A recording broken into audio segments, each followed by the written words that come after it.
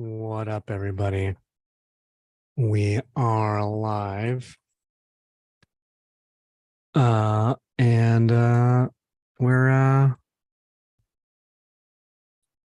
live. And yeah, we're just gonna go over some research that I've been doing lately on the creator economy. Because all of my guests have flaked today, so it's just gonna be me. So there you go. I figured, hey, you know what? I'm just gonna do a live stream alone. I've never done it before. I am not one to talk to myself, so this will be a first for me. But what can you do? What do you do anyway? Yeah. So I think a big topic that Fred, Afan, myself, and other friends on the live stream have been talking about a lot lately is the content economy, especially with the strikes going. Who knows where the strikes will go? I moved to LA because I wanted to get into the entertainment industry, and and luckily got to work with some pretty big celebrities and projects that kind of give me a peek into how the industry is going, and how, I guess in a way, how the industry is desperate to find new monetization models, and it's been interesting watching the strike in particular and other industries kind of reacting to the strike. So I've worked with a lot of musicians and or at least the projects that I worked on, and worked with a lot of musicians. And it was clear that the music industry needs to, or wants to, find more ways to monetize outside of streaming and concerts. um if we look at the data on streaming, what has happened is more and more industries are milking more artists. So overall, these industries are getting bigger, right? But at the same time, there are more artists competing for more audience, which also allows for more niche audiences to be created, and things like that, which is really awesome. But at the same time, the starving artist hasn't changed, right? So as a result, I kind of went down this rabbit hole of, what is the content economy really? How do we understand it? Sorry, I'm drinking my I drink some Athletic Greens. Athletic Greens, please sponsor me. So the question is, like, what is the content economy? What constitutes it? And this is still ongoing research, but it's worth kind of digging into, because it's really interesting, at least to me. But yeah, so this is the research that I've been doing in the last year, or the last year, the last week. You see, I don't know how to talk to myself. Last week, and the results are kind of staggering. When you start to see the numbers, things start to kind of coalesce in a certain way. And yeah, so let me dig into it. So let's 1 second. I'm gonna put some music on, because why not? You guys can't hear it though, but I'll hear it.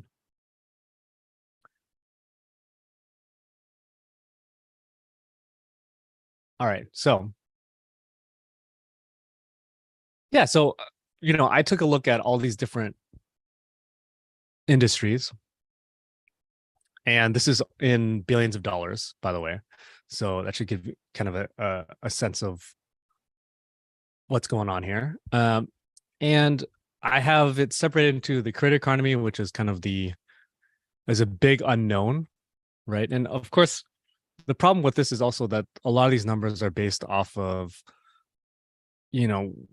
industry observers. They're not necessarily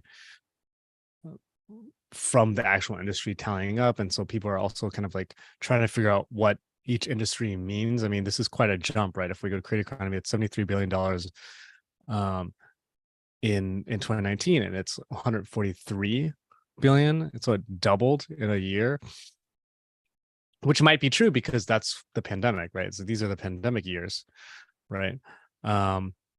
And that's in and of itself a fascinating kind of, yeah. Why don't we even just blacken these out, because this is pandemic, and that's fascinating, right? So yeah, so I think starting out here, thinking about it, the first thing I would say is that some of these numbers are staggering, and that alone is kind of hard for me to kind of grasp, like how big these industries are. At the same time, how small these industries are. I think for me, what was most stark is, look, the New York Times is arguably one of the biggest media brands in the world. It's globally recognized. Certainly, it's very, it's in the brand, it's New York, but the New York Times is recognized as, in many ways, one of the most premier news organizations in America, and definitely globally. So it's alongside, the BBC. It's alongside, um, Al Jazeera even, is behind New York Times, arguably. So, it sits in a fairly vaunted position, and it's also done a great job of adapting to the internet economy. But at the same, it gets a lot of props, right, for adapting to the internet economy, and having a strong subscription model. But hey, this is, New York Times is like the Michael Jordan of media, right? It's super recognized. It has a very premium branding, and yet look at this. Look at the revenues here. This is 2012, right? The apocalypse. 1.59. It drops 1.58, goes back to 1.59, back down to 1.58, down to 1.56. Then we've got growth, sure, 1.68, 1.75, 1.81, 1.78, 2.07, 2.3. This is one of the premier news organizations in the world. But then when I compare that, and maybe it's apples and oranges, certainly, to like a company like Meta, right? Meta is already had lapped the New York Times by 2012, and probably 2010. That the data is not all here, but by the time, as the New York Times is maintaining its dominance in this internet era, as a voice, et cetera, Meta is going, of course, it's adding billions of users, right? But look at this. It's by the pandemic, we're at 70 billion. So, and by the time we're at 2021, Meta is effectively, whatever the math is here. What is the math exactly? 17 divided by 2.2. Yeah, almost 60x the size up in the New York Times, right? With Google being even bigger than that, right? Google is like killing it, which is nuts. Look at this growth path here. It's nuts. It basically added $100 billion of revenue in the pandemic, right? So I think this is what is crazy to me when we look at all these different numbers. Even News Corp, right? Which includes Fox News, et cetera. And I think this is why media kind of sucks as an industry to invest in. To be fair, these are huge numbers, right? But the growth and the total absolute size compared to the internet giants is very small. And of course, what is Meta and by the way, and the reason why this is worth comparing these two, and people might say, hey, this is kind of a crazy thing to compare. Like, why would you compare Meta and Alphabet, which are completely different businesses, with the New York Times and News Corp? Well, guess what? These are ad businesses, right? And these are also ad businesses, right? And these have a voice. They have brand recognition. They play a major part in politics of America, et cetera. But to be fair, as do these. But News Corp is barely growing at all, even maybe less growth than you could see with the New York Times, like 8.57 all the way into 10.35 billion, right? This is a massive organization. Look at Spotify. When we compare Spotify, of course, is a subscription business mainly with an ad business as well. But we're going from 0.4, that's $430 million in revenue, and then we're looking at them lapping Fox News right at the pandemic, right here, right? 9.6, 2021, 2020, 21. And then now we're looking at Spotify being bigger than Fox News. This is the king of music, is eventually lapping News Corp, right? Which is fascinating in and of itself to me, right?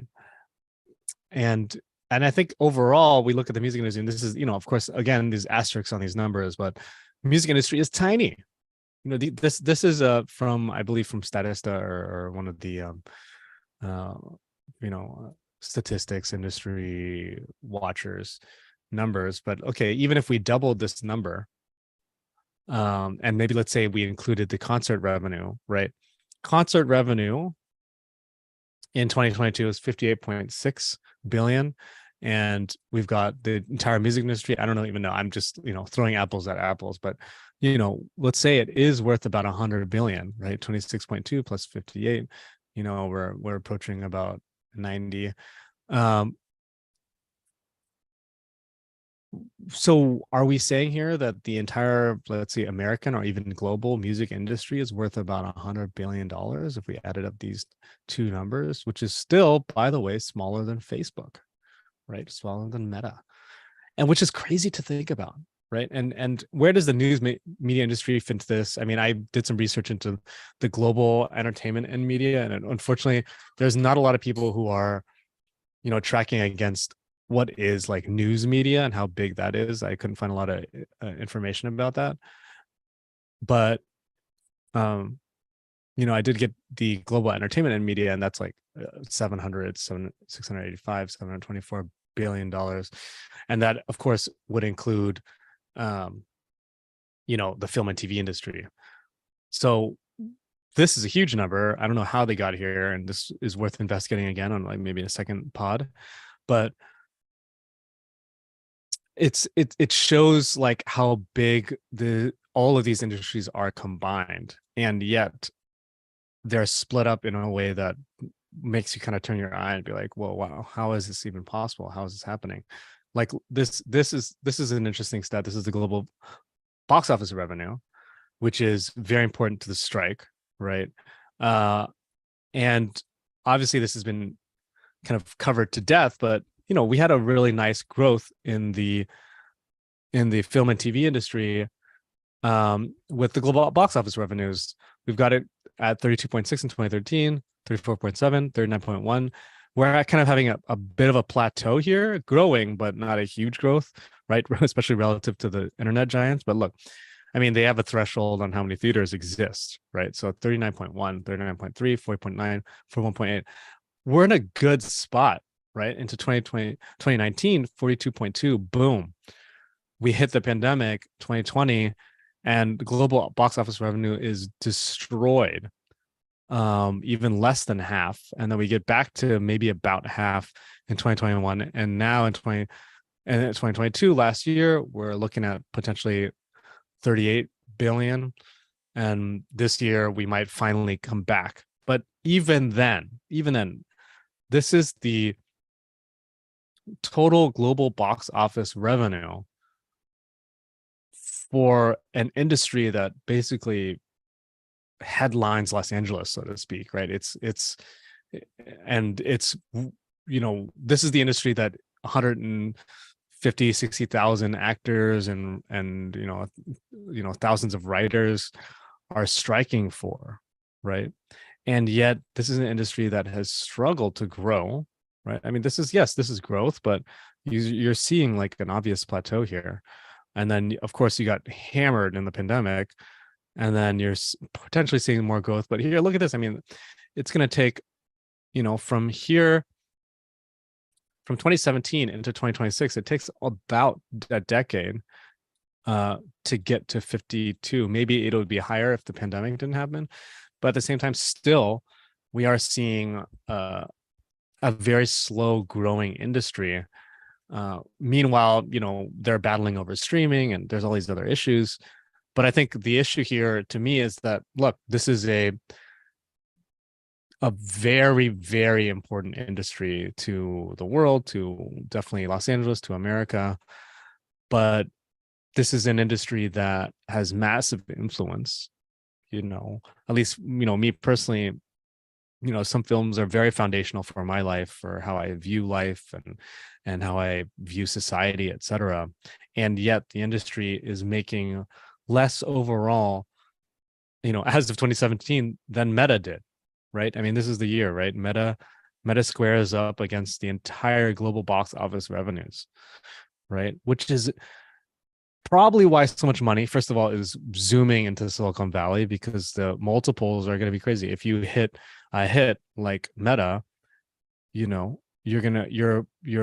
growth path is going to be insane. Even Google, even though it's an older company with potentially less to go, it is going like nuts. So I think that's kind of insane to me, to think about the content industry. We've got the music industry, which is maybe worth 100 billion, but it's split across all these different revenue lines. You got Spotify that has grown quite a bit, grown the pot, grown the audience, grown how many artists can post, right? Like there's this, there's a cognitive dissonance here for me, because yes, there are more drivers on the road because of Uber. There is more musicians potentially, or people making music because of Spotify and iTunes, and there's more writers because of Substack, and, more videographers and video content creators because of YouTube. There's all of that. There's more of it, and there's definitely more people that can make money off of it. But the starving artist is still a thing, because there are people that are making less than minimum wage just to be a creator, even though at the same time there's the Mr. Beasts, the unicorns that are making millions, maybe even hundreds of millions of dollars being creators, in multiple ways. And yet I think it's as lopsided as the entire economy is, right? It's as lopsided as there must be a Gini coefficient for the creator economy, and it must be horrible, right? The Gini coefficient for the creator economy must be so bad, because there's a huge amount of people trying to make it, fighting for very little potential upside, because it's so competitive, right? And then I look at AI, and AI is this, and I look at AI, and AI is this industry that is going to, yes, allow more people to create in more ways than ever before. And yet it's probably going to allow certain brands and certain people and celebrities to leverage it even further. So in the case of Drake, right, like, although he didn't like the music, it's extending his music catalog, it's extending his brand, even if it's not like sanctioned, it's not copyrighted, etc. It's like still somebody remixed Drake. They're not remixing, like, I don't know, like Min Do's like latest track, right? So that's what I think is kind of interesting here, is that we have a content economy that itself is kind of broken in this way, in which, one, it's lopsided, which I'm not showing the data here, and then two, it's not growing as much as other industries are, especially in tech. I mean, I didn't even look at gaming, right? Let's look at gaming here real quick. The gaming industry is set to just dwarf everybody, right? It was 70 billion in 2012. It's already at 180. This, and to me, this might actually be low numbers, honestly, like given what I've learned about, like how much Sony is making, Microsoft, etc., on games, and like individual companies are making on games. But there are these industries that are growing like crazy, anything that's touching tech. And then you have these other industries which are very creator based, they're very content based, and they are sluggish. They might be growing a little bit, like New York Times is growing a little bit here and there, but like relative to the growth that we see in tech, it's really tough to quite. So everybody talks about, hey, the studios and the corporations, etc., should find a way to monetize differently. They should find a way to find new business models, et cetera, to pay, number one, pay their creators, and number two, to for themselves to find a growth path.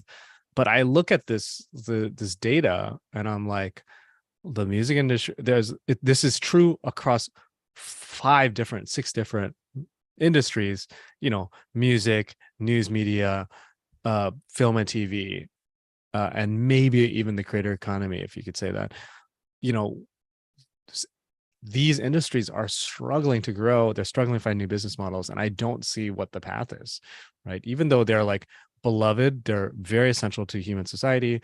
They are a part of us trying to understand what we are, and we haven't even gotten to like art and artistry, which is a whole other industry that is, I'm sure, even more sluggish, even though there's a whole collectible aspect around that, right? So I think this is the dilemma that I am not sure how it's going to be solved, right? And we have AI coming for it, social media is still growing. So I'm not sure what the solution is, but it is really concerning. And yeah, that's kind of where I'm sitting on that. Now one kind of area where I'm very excited to kind of dig into very soon is and here I'll take the data up again, is sports. I haven't had a chance to really dig into sports yet, but there are there is data on how big sports can become and will become. So here 2028, the sports apparel industry is apparently 279 billion by 2028, which even if it has doubled, in a decade, let's assuming this number is going to make it, and it doubled across a decade. So that would maybe mean like 2020, it was about 100 billion or 150 billion or whatever. And then sports in general being, 626 billion by 2027. In 2022, it was 486 billion, right? And of course, sports is massive, right? I mean, we're talking about everything from football to boxing to basketball to soccer to whatever. And then we're talking about, ticket sales and apparel, which would probably be included, which is in and of itself a massive category, which is why, Nike is such a big brand, et cetera. So like this would probably include all of that. And that's huge, right? And I would imagine would get even more huge if we're going to believe what we were talking about last week about Alexis Ohanian, like that his theory that sports value is going to go up when we have more and more AI, we're flooded with more AI content, then sports becomes more valuable because it's live, because it's actual humans, et cetera. So I think that's kind of an interesting rabbit hole to go down. And I do wonder if, sports is going to be, an even bigger category, while all of these others, scripted and non-scripted categories kind of go through their own pains. So yeah, I think this is kind of an interesting rabbit hole to go down next time. And I'll be doing more research into what these other industries, how are they composed, because definitely, I'm still trying to understand what is happening in the news media industry. How do we divvy up, Fox News, New York Times, CNBC, CNN, like how do they all stack? What are their revenues? A lot of that is public information, and the different studios and their revenue, because obviously that's also confusing because you get Apple TV, Amazon, and they have a very different model to even Netflix, right? Which of course all of them have very different models to the traditional studios, which I think probably should get out of making streaming platforms and just focus on creating content. But even then, again, the profits and revenues that these companies are getting out of just basic global box office revenue is tough. And especially because isn't that colloquial thing that we know, like that the studios make money off of the food sales, not the ticket sales. And and maybe that's something to go down the rabbit hole again. Like there's something wrong, I think, in an industry in which, hey, we're saying we make money off of the food and not the actual product, which is the ticket sales. There's something wrong to me about an industry that has to say that, or that we know that. So like in terms of but and again, who am I to say? What can I say? You know, you got Facebook and Meta and Google. You know, they're monetizing on their product being X, and then they're selling ads on top of it. So, you know, whatever. Maybe the ads are the, you know, food, the popcorn equivalent. But nevertheless, I think it's still very concerning, and I think we are in desperate need of a model. And I think this is where Web3 was kind of interesting for a moment, you know, from that whole, literally from the pandemic, right? Where it almost felt like, hey, you know, the creator economy is busting, right? It's doubling its numbers or what have you every year, you know, leading the charge, you know, YouTube leading the charge there. But you've got this creator economy, which is exploding. And yet you've got this traditional content economy from music to film and TV that is atrophying. And so I'm not sure what the solution is. Is the solution that, you know, all these content creators, you know, in the traditional Hollywood system, are they going to become content creators in the creator economy sense, which I feel like is cool, but then now you're flooding more people into that industry, or we're seeing like a completely different model coming out of that where they're learning from the creator economy and they're monetizing some way. Or maybe that's where the gaming industry comes in, and the gaming industry says, hey, you know, we have an answer to, you know, the Hollywood problem. I don't know, you know, it could be any of these things. So I mean, I think Web3 came in during the pandemic, and it was like, okay, we are developing a new model of monetizing, which is based on ownership, it's based on clubs, it's based on like exclusivity, it's based on whether or not, if I own this NFT, you know, I own access to the artist, or I own an actual digital copy, whatever that means in a world of abundance, right? And it potentially created this model where, hey, artists can actually make money. But I think my critique would be it still adheres to the same thing where, hey, you still have to market just like in the traditional world to really get an audience to make money. Uh, and I don't know that sorry. Oh, and I don't know that it created the commensurate value that we need to see to really make a difference, right? The music industry is, in my opinion, I think all of these industries should be trying to create a middle class in their industries. I mean, that's, to me, is success, right? And in my opinion, is also success of a government if they can create a strong middle class. But I think if a industry, the music industry, the film industry, the TV industry, news media, sports, etc., if they are creating an ecosystem that is sufficiently financing the middle class and the next generation of creators and content people coming out of that industry, I think that's the goal. If there isn't a middle class forming, and it's going to be bifurcated to, hey, you know, there's Mr. Beast at the very top, and then there's just random everybody else at the bottom just trying to, you know, make $1,000 or $2,000 a month, I think that is not gonna work. And we're always, every day, we're gonna hear someone saying, hey, you know, I make this amount of money, and they're gonna sell some course, you know, to teach you how to do that. But the reality is that, you know, it's the Gini coefficient on the any type of content economy is very bad. It's very hard. And you know, you have a lot of people who are trying to make it in industries, and I think it's really tough. And so I don't know what that looks like. What is the business model? And I think, you know, some people say, hey, look, like TV was an industry that did have that with cable. And there was a strong middle class of people. It was consistent type of work, as opposed to film, which is a little bit different. And maybe we had that in the early music industry prior to the arrival of the internet. Maybe we had that in the news media industry, but in general, all of these industries also had a lot less people. So I don't know. It's tough.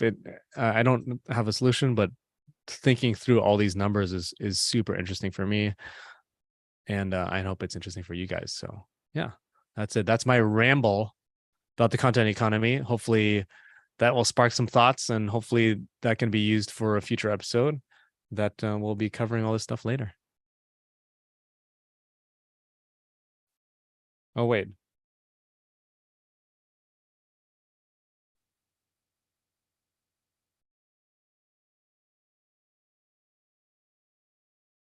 Oh, yeah. Okay. I thought a phone was going to jump in.